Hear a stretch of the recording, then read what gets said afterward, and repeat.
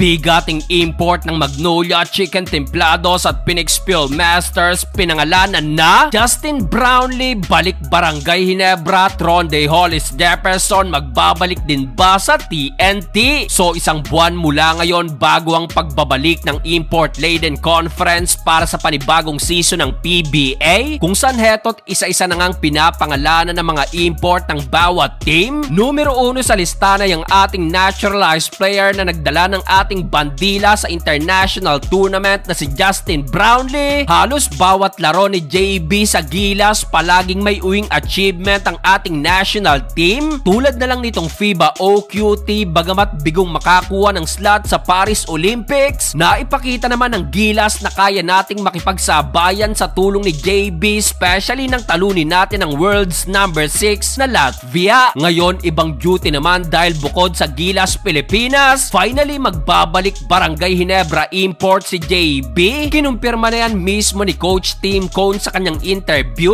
Well, ayon kay Coach Tim, so far after ng Gilas stint, bumalik agad sa Indonesia si JB para tapusin ang kanyang contract. August 4 ang possible huling laro ni Brownlee sa Pilita Jaya bago bumalik sa Pilipinas para maglaro sa Barangay Ginebra. Grabe, walang pahipay nga si JB at bukod kay Brownlee, heto't pumutok na rin ang pangalan ng import ng Magnolia Chicken Templados. Tumataas ang standard ng mga import ngayon dahil ang napisi lang naman ng Magnolia ang 2017 NBA Slam Dunk Champion 6'6" na si Glenn Robinson III. Si Glenn Robinson III ay ang second round 40th pick ng Minnesota Timberwolves noong 2014. Halos nakapitong season din ito sa NBA sa 6 na team at mas nakilala ito sa kanyang stint sa Golden State Warriors noong 2019 to 2020. Nag-average lang naman si Robinson doon ng 13 points, 5 rebounds at 2 assists per game sa loob ng 31 minutes na kanyang playing time. Bukod dyan, mas nakilala rin si Glenn Robinson III dahil sa kanyang ama na si Glenn Robinson na tinaguriang The Big Dog at the Chosen One ng NBA. First overall pick lang naman ng kanyang tatay ng Milwaukee Bucks noong 1994. Bukod dyan, titulado rin ng kanyang ama 2005 NBA champion at 2-time NBA All-Star at napabilang din sa first team ng NBA All-Rookie. Huling naglaro si Glenn Robinson III sa NBA G League sa affiliate team ng Milwaukee Bucks na Wisconsin. Kaya naman excited ang former slam dunk king ng NBA sa culture ng Pilipinas at pagiging passionate sa basketball na papost pa sa kanyang social media kung saan ayon mismo sa kanya maiso-showcase niya ang kanyang athleticism, shooting prowess at defensive mindset, which is yan din ang dahilan ni Coach Chito Victolero na paniguradong pasok na pasok sa kanilang sistema bilang defensive team. Bukod kay Glenn Robinson III, pinakilala na rin ngayon lang itong magiging import ng Phoenix na si Javius McInnes. Batang-bata pa ito, 24 years old, produkto ng Jackson State University. Huling naglaro ito sa Cyprus League Division 1 kung saan nag-average ito doon ng double-double, 15.6